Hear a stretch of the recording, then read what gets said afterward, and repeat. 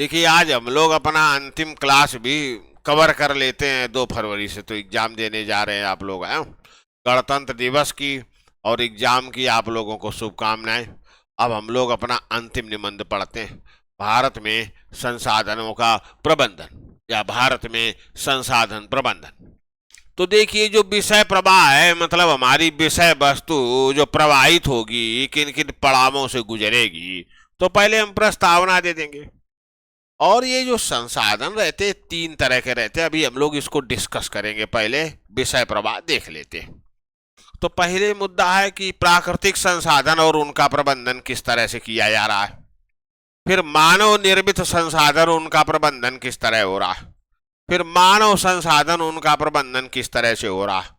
मानव संसाधनों के प्रबंधन की हमने व्यापक तैयारी की है, जैसा अन्य क्षेत्रों में वैसा इस क्षेत्र में भी है। हम इतनी तैयारी, इतने नियमों कानूनों, इतनी मशीनरी हमने खड़ी कर ली है, लेकिन संसाधनों का क्षरण रुका नहीं है। जो भी व्यवस्था हमने की है वो प्रभावकारी नहीं है, क्योंकि कुछ आधारभूत जो चुनौतियां हैं वो हमारे प्रयासों को पलीता लगाती हैं, छेद छेद करके डुबोती हैं। तो इस प्रमुख चुनौतियां इस क्षेत्र की क्या है, और फिर उसके बाद सुझाव दिए गए हैं कि ये कैसे चुनौतियां दूर हो सकती हैं, और लास्ट में निष्कर्ष दे दिया गया। ठीक, तो देखिए, भारत में संसाधन प्रबंधन ये है। तो महात्मा गांधी का स्टेटमेंट है कि पृथ्वी हर व्यक्ति की जरूरत के लिए पर्याप्त संसाधन प्रदान करती है, लेकिन किसी के लालच के लिए या अहंकार के लिए नहीं। तो महात्मा गांधी ने कहा था कि पृथ्वी के पास इतने संसाधन हैं कि सबकी मूलभूत जरूरतें वो पूरी कर सकती है, सबको गरिमामय जीवन दे सकती है, लेकिन किसी के लालच या अहंकार के लिए स्थान नहीं है। लालच और अहंकार पृथ्वी पूरा नहीं कर सकती। अब किस तरह से, देखिए, संसाधन तो है ही, अब उसमें होता क्या है कि जो अमीर लोग हैं उनका लालच बहुत बढ़ जाता है। फैक्ट्री पर फैक्ट्री खोले जाते हैं, प्रदूषण किए जाते हैं, सब नदियों में बह के आता है, नदियों का पानी जहरीला हो जाता है, देख रहे, और नदियों का जो जल है और वो संसाधन हमारा क्षरण उसका हो जाता है। इसी तरह से कोई 7,000 जोड़ी जूता पहन रहा है, 5,000 शर्टें वो खरीदे हुए है, इन सबको बनाने में ढेर सारी गंदगी निकली होगी, वो प्रकृति में गई होगी, और जबकि वो 1 जोड़ी और 2 जोड़ी जूते से आराम से रह सकता है। ये क्या अहंकार है। वास्तव में मानव अपने सामाजिक स्तर का प्रदर्शन करने के लिए संसाधनों की बर्बादी को ही दर्शाता है। मतलब हमारी समृद्धि किस बात पर निर्भर है कि कितना संसाधन हम बर्बाद करते हैं। जैसे अमीर आदमी है, स्विमिंग पूल बनवाए हुए है, अकेले वो नहाता है, उसमें पूरे तालाब का पानी एक बार में गंदा कर देता है और फिर वो बह के चला जाता है। इसमें कितने लोग इससे नहा सकते थे, कितने लोग इसको पी सकते थे। तो देख रहे हैं ना, तो ये स्थिति पैदा हो रही है। ये जो जूते हजारों जोड़ी खरीदे हुए हैं, इससे कितने लोगों का काम चल सकता था। तो अमीरों का जो अहंकार है, अमीरों का जो लालच है, और पूरा 2 एकड़ का वो मकान बनाएगा और उसके बाद ढेर सारा पानी से लेके ढेर सारे संसाधन वो नष्ट करेगा, और यही समृद्धि का पैमाना रह गया। तो जो अमीर लोग हैं वो अपनी अमीरी के बल पर अपने अहंकार या सामाजिक स्तर का प्रदर्शन करने के लिए ढेर सारे संसाधनों पर कब्जा कर लेते हैं। तो जो गरीब लोग हैं उनके पास कम संसाधन बचते, विवश होकर वो पर्यावरण का विनाश करके संसाधन जीवित रहने के लिए इकट्ठा करते। तो वास्तव में स्थिति क्या है, अमीरों का अहंकार और गरीबों की जो गरीबी है वो संसाधनों को नाश कर रही है, और यही मुख्य समस्या यहाँ संसाधन प्रबंधन के क्षेत्र में आ जाती है। अब बात आती है संसाधन क्या है। तो कोई भी ऐसी वस्तु या ऊर्जा जो हमारी आवश्यकता की पूर्ति कर सकती है संसाधन कहलाती है। तो कुछ भी ऐसा जो हमारी जरूरत पूरा कर सकता है संसाधन कहलाता है। जब हम उस संसाधन को उपभोग कर लेते हैं तो वो संसाधन फिर समाप्त हो जाता है। जैसे पानी की बोतलें यहाँ रखी हुई है, संसाधन है, शुद्ध पेयजल है, प्यास की आवश्यकता हमारी पूरा कर सकता है। अब हमने बोतल खोली, आधा पानी हम पी लिए, आधा बचा, तो जो हम पी चुके उसका उपभोग हो चुका, अब वो संसाधन थोड़ा है। उस पानी जो हमने पी लिया है उससे कोई दूसरा व्यक्ति अपनी प्यास नहीं बुझा सकता। आधी बोतल जो पानी अभी भरा रखा है वो संसाधन बचा हुआ। तो इस तरह से जो पशु हैं, जो पक्षी हैं, जो पेड़ हैं, जो पौधे हैं, जो फसलें हैं, जो खनिज हैं, ये सब क्या संसाधन ही तो हैं। जल है, हवा है, ये सब के सब संसाधन है। यही जो प्राकृतिक संसाधन है, मानव अपनी बुद्धि और कौशल से इन्हीं संसाधनों का दोहन करता है। कैसे? पहले सीधे दोहन करता है, सीधे तो बहुत दोहन हो नहीं पाता। फिर वो क्या करता है? मानव अपने बुद्धि और कौशल का उपयोग करके संसाधनों का निर्माण करता है। वे मानव निर्मित संसाधन कहलाते हैं। फिर उन मानव निर्मित संसाधनों का उपयोग करके प्राकृतिक संसाधनों का बड़े पैमाने पर दोहन करके उनका रूपांतरण करता है। इसी को हम विकास कहते हैं। जैसे प्राकृतिक संसाधन लौह अयस्क है, प्रकृति हमें देती है। मानव ने अपनी बुद्धि और कौशल का उपयोग करके मशीनों का उसका जो है स्टील बनाया। स्टील से उसने क्या किया? मशीनें बनाई। मशीनें बना के अब उसने मशीन क्या है? मानव निर्मित संसाधन है। मशीनें लगाकर खदानों पर बड़े पैमाने पर खनन उसने शुरू किया। उससे लोहा बना बना के बेचने लगा, लोग खरीदने लगे, अपना कल्याण करने लगे। तो इस तरह से मामला ये होता है। तो प्राकृतिक संसाधन, मानव संसाधन और मानव निर्मित संसाधन इस तरह एक दूसरे पर निर्भर होते हैं। अब है संसाधन प्रबंधन। तो संसाधन प्रबंधन से आशय है कि संसाधनों का सर्वोत्तम उपयोग। सर्वोत्तम उपयोग किसको कहते हैं? सर्वबासी बचे न कुत्ता खाए। तो संसाधनों का इस तरह से उपयोग करना ताकि अधिकतम लाभ हमें हो सके और बर्बादी ना हो संसाधनों की। ये हमारी जिम्मेदारी कि संरक्षित रहें ताकि बाद में हमारे भी काम आ सके और हमारी अगली पीढ़ियों के भी काम आ सके। तो यही संसाधनों का कुशलता के साथ उपयोग और उनका संरक्षण, इसी को हम संसाधन प्रबंधन कहते हैं। तो ये चीज है। देखिए यही बात कही, संसाधन प्रबंधन संसाधनों का सर्वोत्तम उपयोग है, माने कुशलतम उपयोग और संरक्षण। तेजी से विकसित होते वर्तमान भारत में विकास और विनाश की रेखा बहुत धुंधली है। तो भारतीय अर्थव्यवस्था इस समय विश्व में सबसे तेजी के साथ विकसित हो रही है।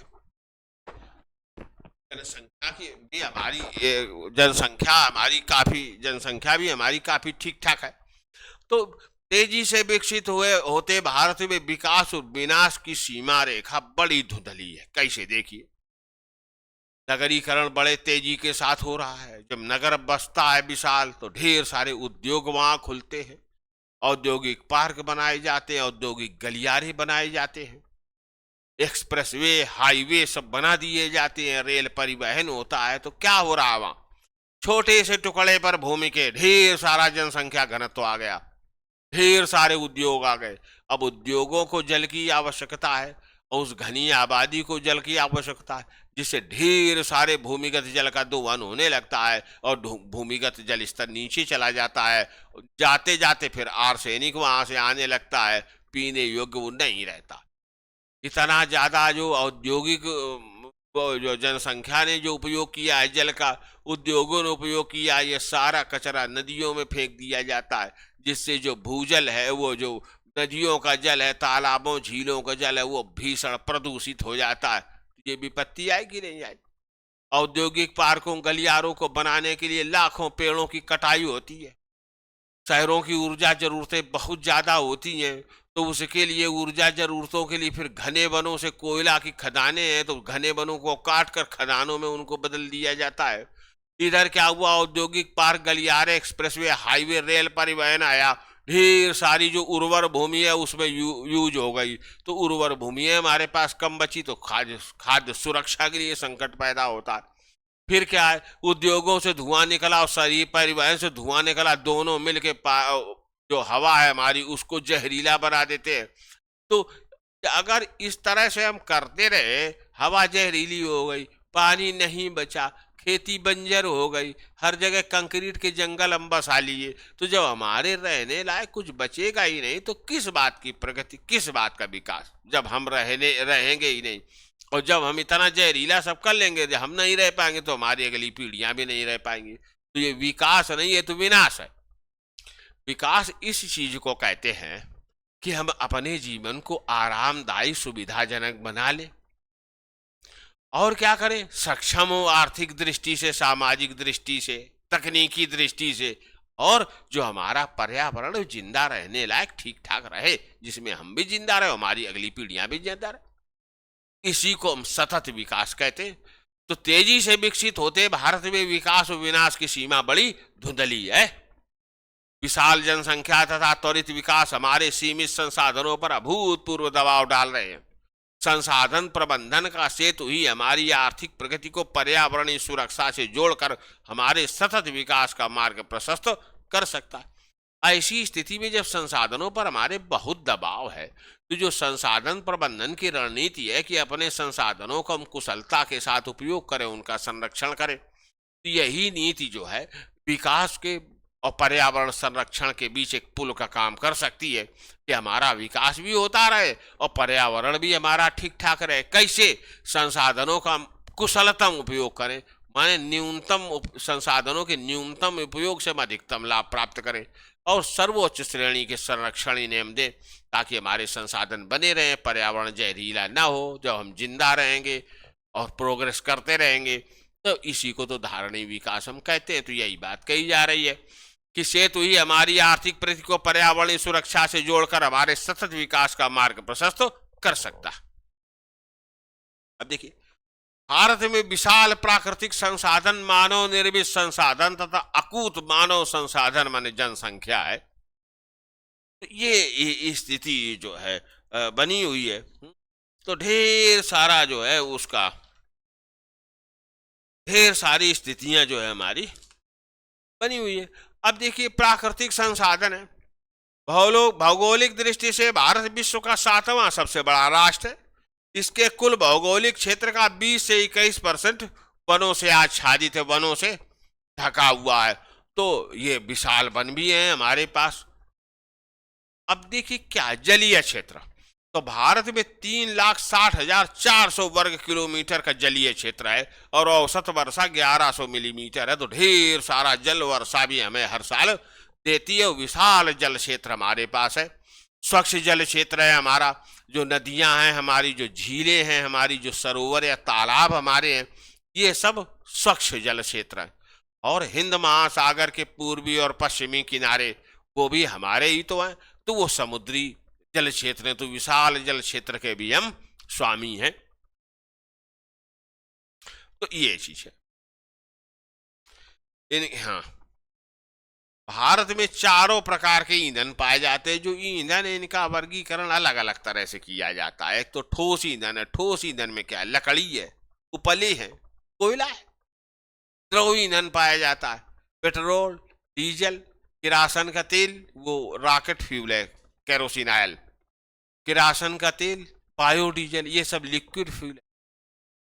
गैसीय ईंधन, तो ये CNG, compressed natural gas, LPG, liquefied petroleum gas, ये सब गैसीय ईंधन है। हाइड्रोजन, ये चीज। फिर इसी में एक वर्गीकरण आ जाता है चौथे तरह का, जीवाश्म ईंधन। जीवाश्म माने वे जीव जंतु जो बहुत पहले पूर्व ऐतिहासिक काल में जिंदा थे, किन्हीं कारणों के वजह से जो है प्रलय टाइप आया, वो सब धरती के अंदर दब गए। तो वो जो जीव जंतु पेड़ पौधे दबे, वो अंदर है, अंदर जाके वहां सड़े, सड़ने के फलस्वरूप कचरे में बदल गए। वही जो कचरा है वो पेट्रोलियम कहलाता है, वही कोयला कहलाता है। यही कचरा निकाला जाता है तो कोयले के रूप में क्या वो जीवांश ही हैं भूतकाल के जीवों के, और वही पेट्रोलियम भी है। तो इसलिए जीवांश हैं वो भूतकाल के। तो भूतकाल के जो जीवांश हैं उनको जीवाश्म कहा जाता है, या उनके छापे। तो इस तरह से इनको जीवाश्म ईंधन कहा जाता है। तो कोयला है, पेट्रोलियम। जो सौर ऊर्जा वगैरह है, भारत का एशिया प्रशांत महासागर क्षेत्र में तेल भंडार में द्वितीय स्थान है। ऐसा नहीं कि हमारे पास तेल नहीं, बड़ी कहानी कही जाती है। पता चलता है अंडमान क्षेत्र में विश्व का सबसे बड़ा तेल भंडार है। अगर उस तेल भंडार से तेल निकलना शुरू हो गया तो पूरे विश्व में तेल की कीमतें बहुत ज्यादा गिर जाएंगी। फिर इसमें अब कोई सीक्रेट फाइल तो है नहीं मेरे पास सीबीआई की और आ की, लेकिन हाँ सुनता रहा हूं मैं बहुत ज्यादा कि कोशिश ही नहीं की हमारे प्रधानमंत्रियों ने। अमेरिका का इतना दबदबा था, क्योंकि अमेरिका और सऊदी अरब और खाड़ी के देश सब आपस में गठबंधन में रहते हैं। यही लोग तेल की कीमतें निर्धारित करते हैं, कोशिश करते हैं कि कीमतें ज़्यादा से ज़्यादा हो और पूरी दुनिया को लूट के अपना खजाना भराया। तो ऐसी स्थिति में बताते हैं, पहली इंदिरा गांधी ने कुछ प्रयास किए लेकिन हिम्मत नहीं बांध पाई कि इस पे वहाँ खनन शुरू करवाया जाए। राजीव गांधी ने इसमें सक्रियता दिखाई, तो बताते हैं इसीलिए उनकी हत्या हो गई। उसके बाद फिर सब डर गए तो चुप हो गए। अब ये मोदी को सक्रियता दिखा रहा है लेकिन बार बार चिल्ला रहा है कि व्यक्तिगत तौर पर हमें हानि हो सकती। किस बात की हानि हो सकती? तो डर डर करके धीमा धीमा करके काम किया जा रहा है। हानि यही है कि हमें भी न मार दिया जाए राजीव गांधी की तरह से। ये स्थिति है। तो द्वितीय भंडार तो हम कह देते हैं, प्रथम भंडार हम नहीं कहते।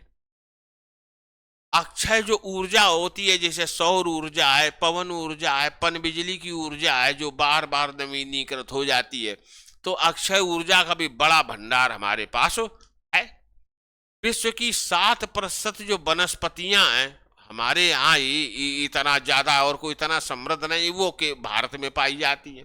विश्व के 6 से 7% जो जंतु हैं, प्राणी हैं, वे भारत में पाए जाते। तो इतनी समृद्ध हमारी जैव विविधता है। तभी जैव विविधता की जो 12 विश्व के सबसे समृद्ध क्षेत्र हैं उनमें हम भी है। लेकिन स्थिति क्या हो रही है? दुर्भाग्यवश उपर्युक्त संसाधनों के अत्यधिक दोहन के कारण, मतलब बहुत ज्यादा ओवर यूज के कारण, ये के फलस्वरूप इनमें से कई संसाधनों का क्षय और ढेर सारी जीव जातियां नष्ट हो चुकी हैं, ढेर सारी नष्ट होने के कगार पर है। कई का क्षय हो रहा है और कई संसाधनों का दुरुपयोग हो रहा है, जिससे मृदा है हमारी ऊसर बंजर होती चली जा रही है। तो ये जो है स्थितियां हैं। बढ़ते हुए जनसंख्या दबाव एवं नगरीकरण के कारण भारत की उपजाऊ भूमि लगातार कम हो रही है। सही बात है, ये अधिग्रहित कर ली जाती है। इसके अतिरिक्त भूमि एवं मृदा की गुणवत्ता में भी कमी आई है। जिस तरह से यूरिया डीएपी पर सरकार सब्सिडी दिए जा रही है, वायु प्रदूषण मृदा प्रदूषण बढ़ रहा है, जिससे हमारे भूमि की जो उर्वरता है वो लगातार कम हो रही है। लगभग आधी मृदा अब जितनी, देखिए विश्व प्रकृति ने कितना उपहार हमें दिया है। हमारी कुल भूमि का 43 से 46% भूमि जो है कल्चरेबल लैंड है, कृषि भूमि है, जिस पर खेती की जा सकती है। जो ऊसर और बंजर है उसको सुधार के उस पर खेती की जा सकती है। अगर उसको भी मिला लिया जाए तो भारत की कुल भूमि का जो 60% है वो कृषि भूमि है, कल्चरेबल लैंड है। पूरी दुनिया में कहीं ऐसा नहीं। उनकी अधिकतर जो भूमियां हैं वो सबकी सब परती टाइप है, जिसपे खेती की ही नहीं जा सकती। चीन की कुल भूमि का मात्र 5% कृषि भूमि है जिस पर खेती की जा सकती है। इससे आप अनुमान कीजिए। तो ये चीज है। भारत में प्रति व्यक्ति वन उपलब्धता 0.8 हेक्टेयर है, जो विश्व में सबसे कम है। तो हमने वनों पर बड़े अत्याचार किए, अधिकतर सब हमने काट दिए हैं। तो वनों का विनाश एक भीषण पर्यावरणीय समस्या है। भारत के आंतरिक जल निकाय, मतलब समुद्री छोड़ के जो नदियां हैं, झीलें हैं, सरोवर है, अत्यधिक दूषित है। क्योंकि ये जल निकाय माने जल की जो बॉडीज हैं, ये इनको तो हमने कचरा फेंकने का स्थान घोषित कर दिया है। तो ठोस कचरा, लिक्विड कचरा, हर तरह के कचरे से हमने पाट दिया है। तो जो नदियां हैं, झीलें हैं, सरोवर हैं, ढेर सारा भीषण रूप से प्रदूषित हो चुके हैं। इसके कारण क्या है, जब ये प्रदूषित होते हैं तो भूमिगत जल जो हमारा नीचे अंडरग्राउंड वाटर वो भी प्रदूषित हो जाता है। उसके बाद क्या, ये नदियों का जहरीला पानी बह के समुद्रों में जाता, तो हमारे तटों का समुद्री जल भी प्रदूषित हो गया है। ये स्थिति है अत्यधिक प्रदूषित, जिससे भूमिगत जल व समुद्री जल भी प्रदूषित हो रहे हैं। विश्व बैंक के अनुसार भारत का 60% भूमिगत जल अत्यधिक संकटग्रस्त है, माने पीने और न पीने के बीच में झूल रहा है। कुछ दिन में न पीने योग्य हो जाएगा, तब क्या होगा? ये चीज है।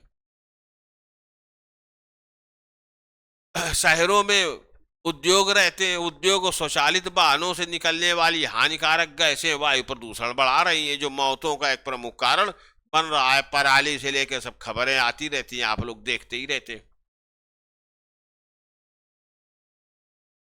भारत के जो खनिज है उसको, उसका भी क्या है, माफिया लग जाते हैं, तमाम दुरुपयोग है, भ्रष्टाचार है, जिसके फलस्वरूप जो उनका खनन होता है वो नियंत्रित, जिम्मेदार खनन नहीं है। वहां पर ढेर सारे पेड़ काटे जाते, सघन वन खदानों में बदल दिए जाते, जनजातियां वनवासी जो वहां रहते हैं उनको मार के भगा दिया जाता है, वो बेचारे असहाय हो जाते हैं, ढेर सारा प्रदूषण पैदा होता है वन कटने के बाद भी, और निकटवर्ती जो गांव और शहर है उन पर बड़ा घातक प्रभाव पड़ता है। तो भारतीय खनिजों पर भी प्रदूषण जनित है, अधिकतम प्रदूषण खनन से पैदा होता है और विस्थापन वनवासियों को भगा दिया जाता है और ढेर अत्यधिक दोहन किया जाता है उन खदानों का, इस सब का नकारात्मक प्रभाव पड़ा है। शिकार जंतुओं का, वन्य जीवों का किया जाता है तो उनका शिकार किया जाता है, और जलवायु परिवर्तन भी कारण है, वन क्षेत्रों का अतिक्रमण भी कारण है, इसलिए हमारी ढेर सारी जैव जातियां नष्ट हो रही हैं। भारत सरकार ने प्राकृतिक संसाधनों के प्रबंधन के लिए जन भागीदारी आधारित मॉडल को अपनाया है, मतलब सरकार और जनता दोनों साझेदारी से प्राकृतिक संसाधनों का संरक्षण करे, और इसको पार्टिसिपेटरी डेवलपमेंट कहते हैं।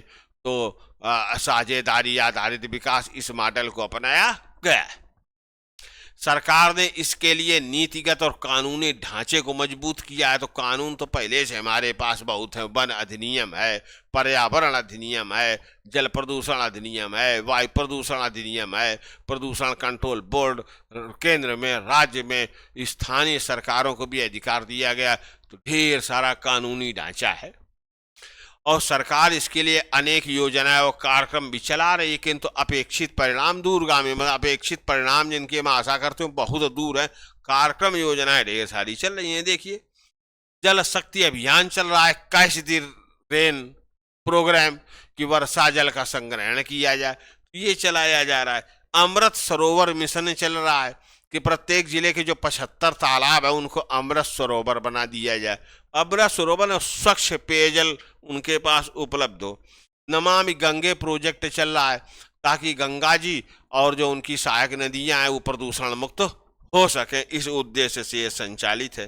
राष्ट्रीय वनीकरण कार्यक्रम चल रहा है कि वन में तो वन होते ही है और शहरों में वन विकसित किए जाए, तो ये राष्ट्रीय वनीकरण कार्यक्रम है। प्रोजेक्ट टाइगर चल रहा है, प्रोजेक्ट एलिफेंट चल रहा है, चीता पुनर्वास योजना चल रही है, राष्ट्रीय हरित हाइड्रोजन मिशन चल रहा है, पीएम कुसुम योजना चल रही है। पीएम कुसुम योजना में किसानों को सौर ऊर्जा से संचालित पंप दिए जाते हैं और भारी उनको सब्सिडी दी जाती है। उज्ज्वला योजना चल रही है, गरीबों को डिस्काउंटेड रेट पर एलपीजी सिलेंडर दिए जाते हैं जिससे वो लकड़ी न काटें, वनों का विनाश न हो और एलपीजी का उपयोग करें, उनकी स्वास्थ्य रक्षा हो सके। इसी तरह एलईडी बांटे जाते हैं, उसको उजाला योजना कहते हैं कि कम बिजली में अधिक प्रकाश पैदा हो सके, इस पे भी सब्सिडी सरकार देती है। राष्ट्रीय पर्यावरण नीति कहती है कि 2030 तक भारत सतत विकास के लक्ष्यों को प्राप्त कर लेगा। ये चीज है, तो ये स्थिति है, लेकिन स्थितियां बहुत ठीक नहीं है। अब आइए मानव निर्मित संसाधन। मानव निर्मित संसाधन, सड़कें हैं, पुल हैं, स्कूल हैं, अस्पताल हैं, मशीनें हैं, उपकरण हैं, यही सब तो है का बड़े पैमाने पर निर्माण और विकास भारत में हो रहा है। सरकार इसके लिए नीतिगत और वित्तीय ढांचा, मतलब धन प्रदान कर रही नीतियां उसने बनाई हुई है। सरकारी तथा गैर सरकारी स्तर पर इनके लिए अनेक प्रयास जारी हैं, किंतु लक्ष्य अभी दूर है। जितना स्कूल, अस्पताल, सड़कें, रेल, मशीनें, उपकरण हमें बनाने हैं उतना नहीं हम बना पाए, अभी तो शुरुआत है और लाखों करोड़ लग चुके हैं। अब यह आधारभूत ढांचा और विकास कर रहा है।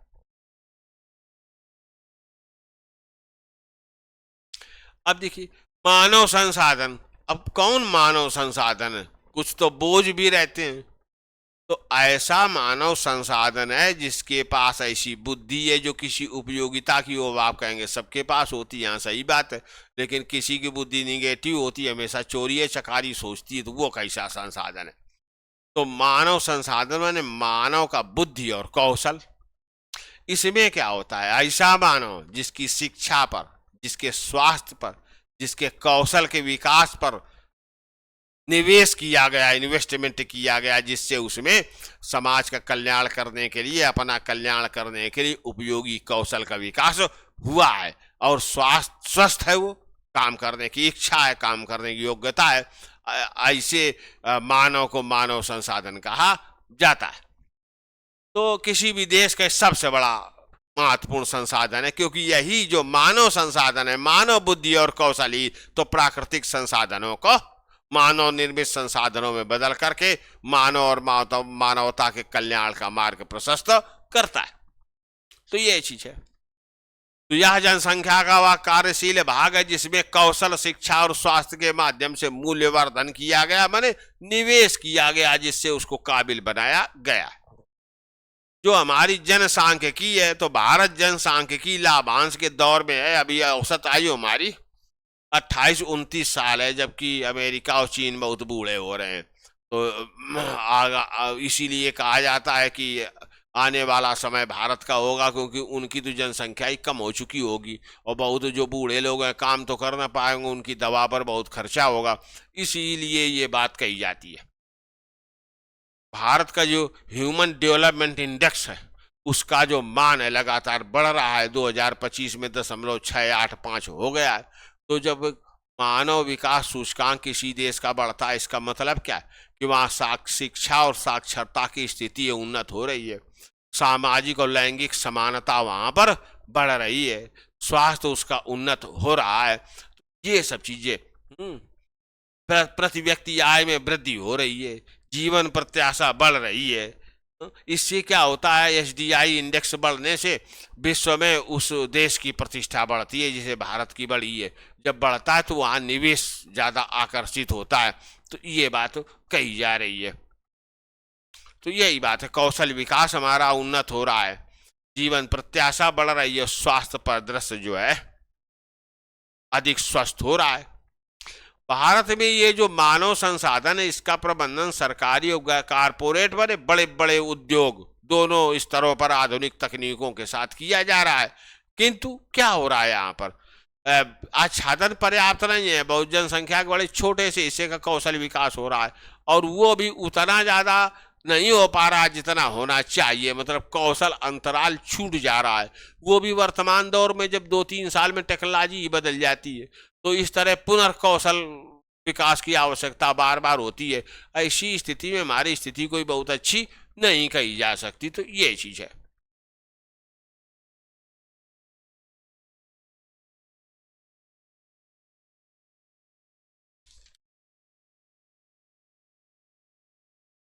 तो उपर्युक्त प्रयासों के बावजूद भारत में संसाधनों का क्षरण जारी है। इसके लिए जिम्मेदार प्रमुख चुनौतियां नहीं, मैं एक तो जनसंख्या का अत्यधिक दबाव। तो जितनी ज्यादा जनसंख्या, उन्हें रोटी, पानी, आश्रय, गरिमा सब कुछ चाहिए, परिवहन, शिक्षा, स्वास्थ्य, तो उतनी संसाधन है ही नहीं। तो वही चीजें, फिर बहुत दबाव पड़ता है, तो कायदे से किसी की सेवा नहीं हो पाती, पर्यावरण का नाश होता है। अवैज्ञानिक कृषि पद्धतियां, धान देखे ऊपर मेड़ों के ऊपर तक पानी पूरा 2 फीट पहले इकट्ठा कर देते हैं, तब उसके बाद धान रोपाई कर देते हैं, ढेर सारा पानी इसमें बर्बाद होता है। तो इस तरह से काम करते हैं। कहीं यूरिया बहुत ज्यादा डाल दिए, तो कहीं डीएपी डाल दिए, तो मृदा का स्वास्थ्य भी उससे खराब होता है, और फिर भविष्य में उपज भी कम मिलेगी। ये चीज अवैज्ञानिक कृषि पद्धतियां, अनियंत्रित नगरीकरण और औद्योगिकरण, जिसका जहां मन आए जिस तरह का अपना मकान बनाए हुए, पानी भूमिगत जल से लेके हवा आए या ना आए, यही हो रहा है। बिना नक्शा पास किए अधिकांश मकान बने हुए। इलाहाबाद 90% बिना नक्शा पास किए बना हुआ है। सरकार चाहे तो 90% इलाहाबाद गिरा दे। अभी अन्य शहरों की स्थिति कोई बेहतर नहीं है। लेकिन स्थिति क्या है, जब कोई चोरी चकारी करता है, सांप्रदायिकता कट्टरता करता, तो उसका घर गिराते सब, बाकी सब बिना नक्शा पास किए खड़े हुए। देखिए कितने बड़े पैमाने पर कानूनों का उल्लंघन हो रहा है। वो जो इंजीनियर है, वो जब कोई मकान बनाता है तो आके वो घूस ले जाता है, बस चुप होके बैठ जाता है। इस तरह सब बना जा रहा है।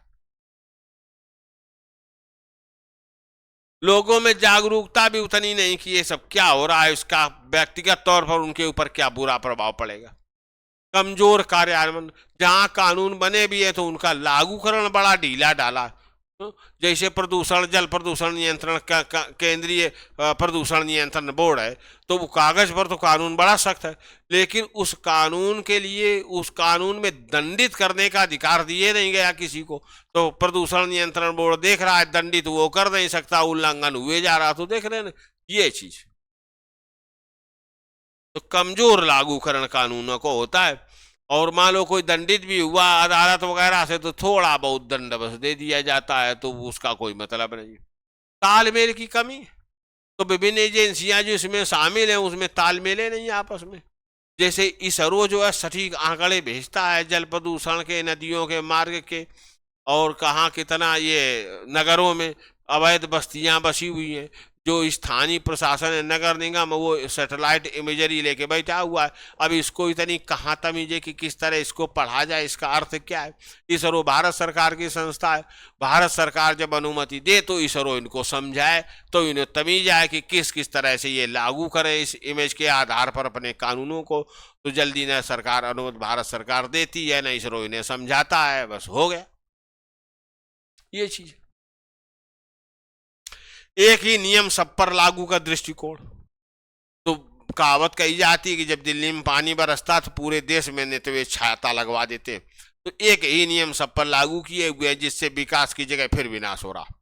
अब भूजल दोहन के नियम बड़े सख्त कानून कर दिए गए, लेकिन राजस्थान के लिए, पंजाब के लिए तो ठीक है, लेकिन जैसे बंगाल है, केरल है, जहाँ खुद बहुत ज्यादा वर्षा होती है, वहां पर भी वो सब नियम लागू किए हुए हैं। तो उससे क्या होता है, उन क्षेत्रों का जो विकास है वो बाधित हो रहा है।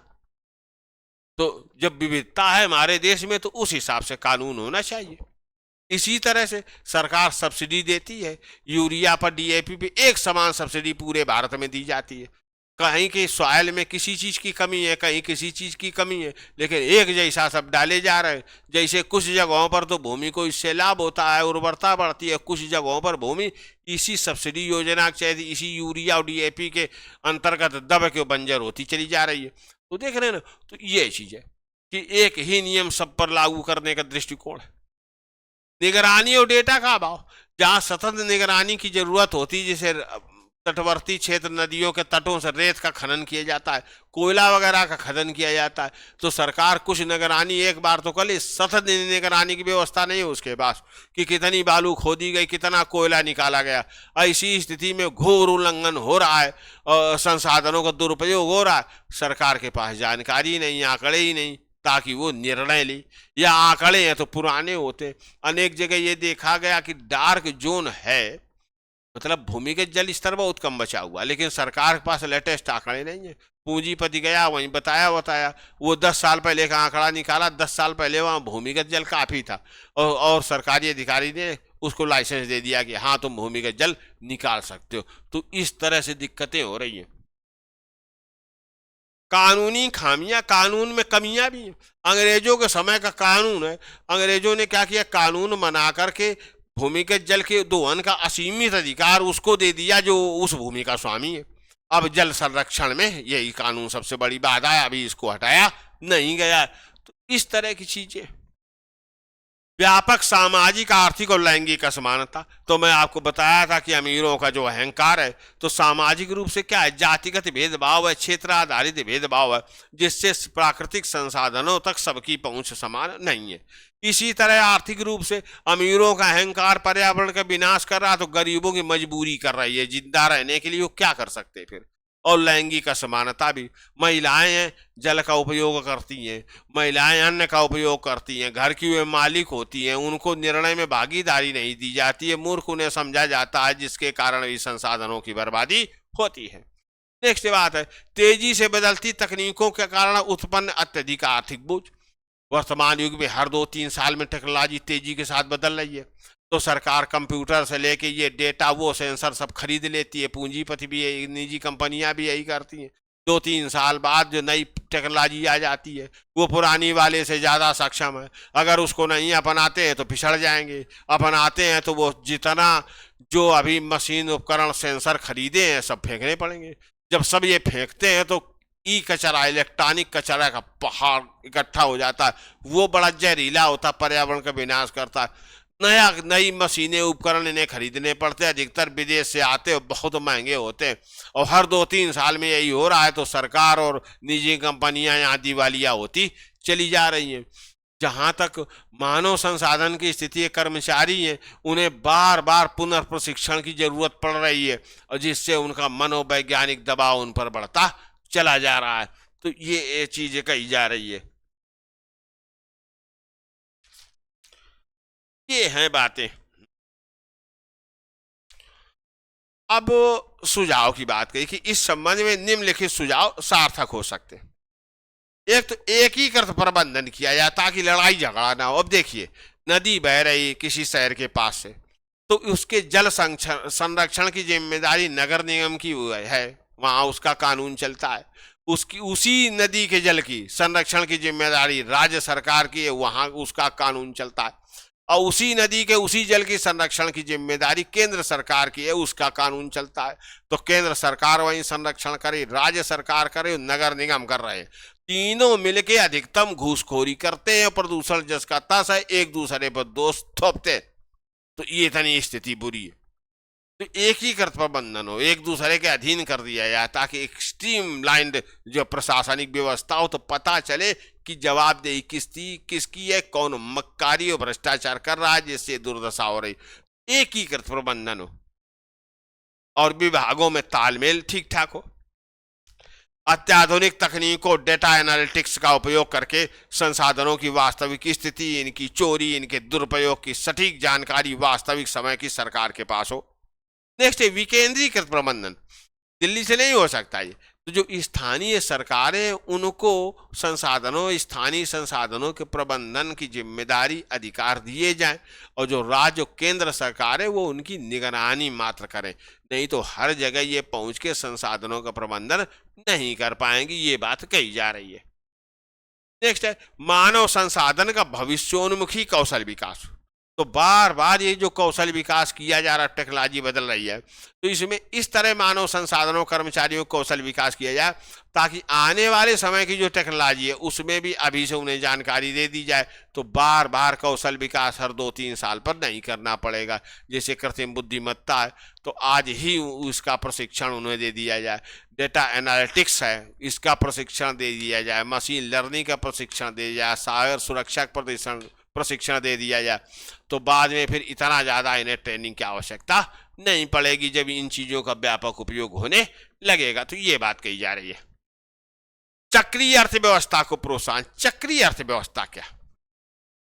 तो ऐसी अर्थव्यवस्था जिसमें संसाधनों का पुनर्चक्रण किया जाता है, जिससे कि जो अपशिष्ट है, कचरा है, वो शून्य बचता है और बार बार उसका उपयोग कर लिया जाता है। जैसे कागज है, कागज हमने खरीदा, फिर वो हमने फेंक दिया, उसकी लुगदी बनी। अगर पुनः उस कागज का इस्तेमाल फिर उस गंदे कागज को साफ करके हम करें तो संसाधनों पर बोझ कम हो जाएगा।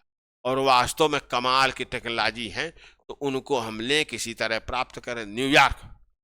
न्यूयॉर्क में जो सेंट्रल सीवेज ट्रीटमेंट प्लांट है, देखिए उन लोगों की, उसके कर्मचारी सीवर के पानी को शुद्ध करते, इतना शुद्ध होता है कि उसी पानी को पीते भी है शुद्ध होने के बाद, अब तब उस पानी को नदी में गिराते। देख रहे हैं ना, ये चक्रीय अर्थव्यवस्था। कोई प्रदूषण नहीं, सतत विकास, धारणीय विकास, मतलब जिसको धरती धारण कर सके, पर्यावरण संतुलन पर और ज्यादा बल दिया जाना चाहिए। फिर आगे पारदर्शिता और जवाबदेही हो ताकि जिम्मेदार को दंडित किया जाए।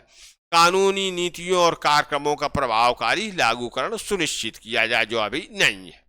फिर लास्ट में हम निष्कर्ष दे देंगे कि इस प्रकार भारत में संसाधनों की कोई कमी नहीं है, किंतु चुनौती उनके कुशल और दूरदर्शी प्रबंधन में निहित है। उत्तम संसाधन प्रबंधन केवल सरकारी नीतियों तक सीमित नहीं रहना चाहिए, बल्कि इसे एक जन आंदोलन का रूप लेना होगा, क्योंकि सरकार अकेले सब कुछ नहीं कर सकती। न्यूनतम बर्बादी और अधिकतम उपयोग ही भारत के स्वर्णिम भविष्य का मूल मंत्र होना चाहिए। एकदम सही बात भी है। ठीक है, तो इस निबंध को भी हम लोग पूरा कर लिए। अब जो है मेरी शुभकामनाएं, आप लोग अपना पढ़ बढ़ के परीक्षा दीजिए और तब उसके बाद अपने हालचाल भाई बताइएगा। हम भी आशा उत्साह के साथ, मेरे जैसे बूढ़े लोग भी आप लोगों की सफलता की प्रतीक्षा और कामना कर रहे हैं। Okay, thanks.